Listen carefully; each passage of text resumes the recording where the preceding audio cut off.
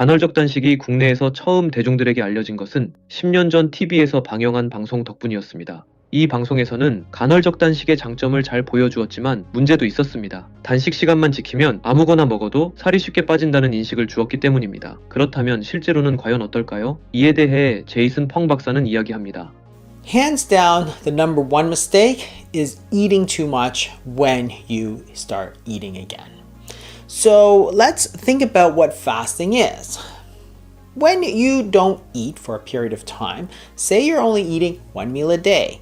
So by dropping those few meals, what you want the body to do is switch fuel sources. Remember that when you're feeding, your insulin goes up and you tell the body to store food energy, which is calories. You store those calories as body fat. When you fast, you allow the insulin levels to fall, and that's a signal for the body to start using some of those stored calories because nothing's coming in from your mouth. So you're still having a so-called caloric deficit when you measure what you eat compared to what you burn. But so what? That's the whole point of fasting. Suppose your body is normally burning 2,000 calories a day and you eat one meal a day. And in your one meal, you eat 1,000 calories. You are in a caloric deficit because your body is going to have 1,000 calories from your food and it's going to take 1,000 calories from the stores of body fat to make up those 2,000 calories. And that's the reason why your body doesn't need to lower its metabolic rate because it's allowed to take the calories out of storage. If you're keeping your insulin levels high by constantly eating, even if you eat 1,000 calories, if your insulin levels are high, you cannot access the calories in your body fat. It's like having money in the bank, but the bank is closed. You can't get the money out. So if you are taking 1,000 calories in, but your insulin level's high, then your body can only burn 1,000 calories. And that's when people notice that their metabolic rate starts to fall. The most important concept in weight loss, understanding that the hormones are really the key. The most important hormone is insulin, and fasting is simply a way to allow that insulin levels to fall so that when you are having a caloric deficit, that you're able to make up that deficit from your body fat stores. Just like the bank that's closed, you're allowing the bank to open so that you can take out that stuff that you stored in.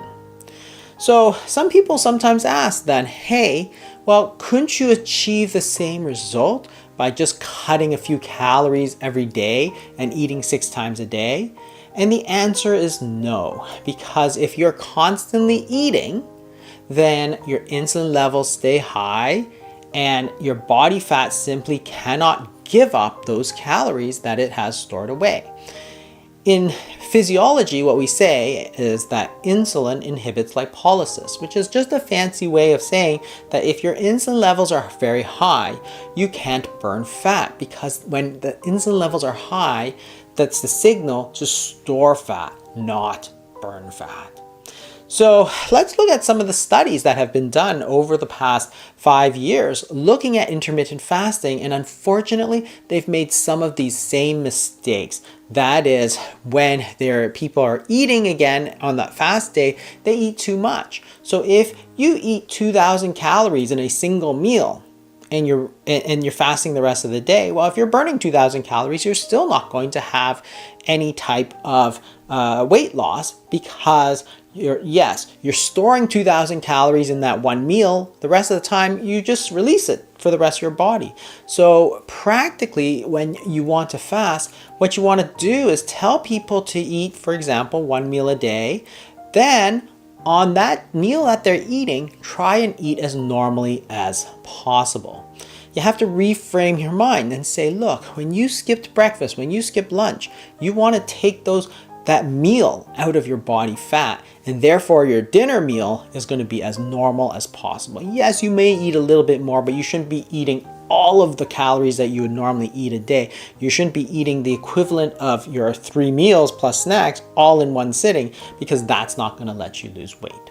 실제로 간헐적 단식을 해보면 보상 심리로 인해 평소보다 많이 먹으려는 경향이 생깁니다. 하지만 간헐적 단식의 원리를 생각해보면 우리는 절대 더 많이 먹을 필요가 없습니다. 단식을 하는 동안 우리 몸은 부족한 칼로리를 몸속 체지방에서 취합니다. 따라서 단식 시간 동안 아무것도 먹지 않았음에도 실제로 우리 몸은 굶주린 상태가 아닙니다. 쉽게 말해 음식 대신 체지방을 먹고 있는 것이죠. 기초대사량은 유지되면서 체지방은 빠지는, 우리가 다이어트를 할 때 가장 원하는 바로 그 상태가 되는 것입니다. 반면 6번에 걸쳐 조금씩 나누어 먹는 식단을 하면 섭취 칼로리와 상관없이 인슐린이 계속 높은 상태로 유지되기 때문에 체지방을 에너지로 사용할 수 없습니다. 따라서 우리 몸은 에너지가 부족한 상태가 되고 소위 말하는 기아 모드가 작동합니다. 신체는 에너지를 절약하기 위해 온갖 노력을 하게 되는데 그 결과 극심한 허기와 추위, 무기력함을 느끼게 됩니다. 면역력 저하, 저혈압 같은 건강상의 문제도 발생합니다. 그리고 언제나 그 끝은 아시다시피 폭식과 같은 섭식장애와 요요 현상입니다. 사실 저도 트레이너 시절 다이어트를 하는 회원들에게 조금씩 여러 번 나누어 먹어야 한다고 지도했던 부끄러운 과거가 있습니다.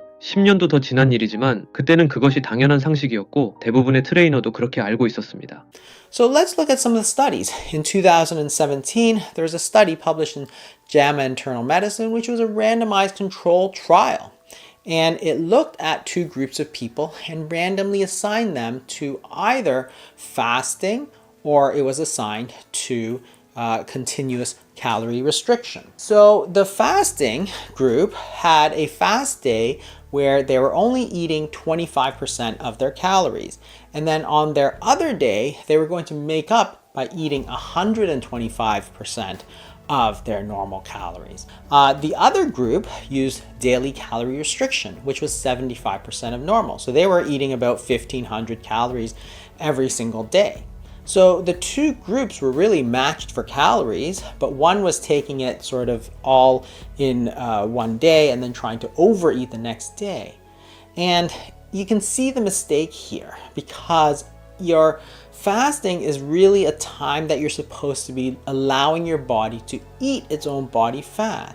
So if you're going to store excessive amounts on the day that you're not fasting, well, you're just going to use up the excess that you put in. So that doesn't make any sense, and therefore you wouldn't expect to find any difference between the two groups. And unfortunately, that's exactly what they found.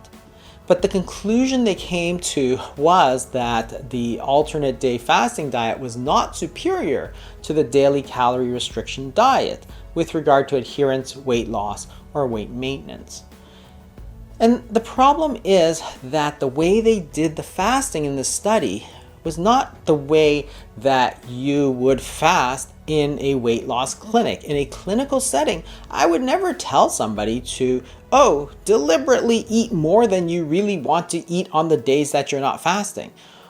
Why would you do that? That makes no sense. You're going to store those calories, you're going to gain weight. There's nothing magical about the fasting period. It's a way for you to switch from burning the food energy to burning the fat energy that's carried in your body fat.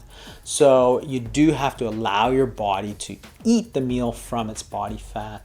So if fasting is a good alternative to allow you to create the situation where your insulin is falling and you're able to release body fat calories, then hey, why does it matter?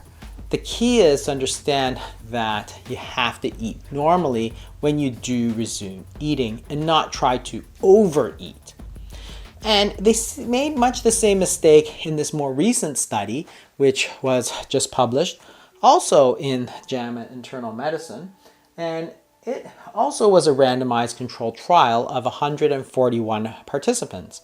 And they used a 16-8 fasting protocol. So they would eat for 8 hours of the day and fast for 16 hours. And the two groups were not just different in terms of their fasting period, but unfortunately, they also made the mistake of allowing them to eat. So the group that was in the fasting could only eat during 8 hours, but in that 8 hours, they could eat whatever they wanted. They could eat as many times as they wanted. They could eat ice cream and cookies and brownies if they wanted to. That was the study. The control group, on the other hand, had 3 structured meals a day, in which case they were actually making sure that they're having balanced meals. And you can see the mistake in this study, which is nothing like you would do in clinical medicine. There's 2 real issues here in weight loss. One is the foods that you eat. You can't be eating cookies and brownies if you want to lose weight, like everybody knows that. But the other issue is how often you eat. So those 2 issues are now being changed.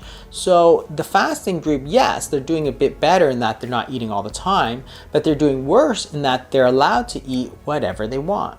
In a real clinic setting, I would never tell anybody to eat whatever you want during the fasting period.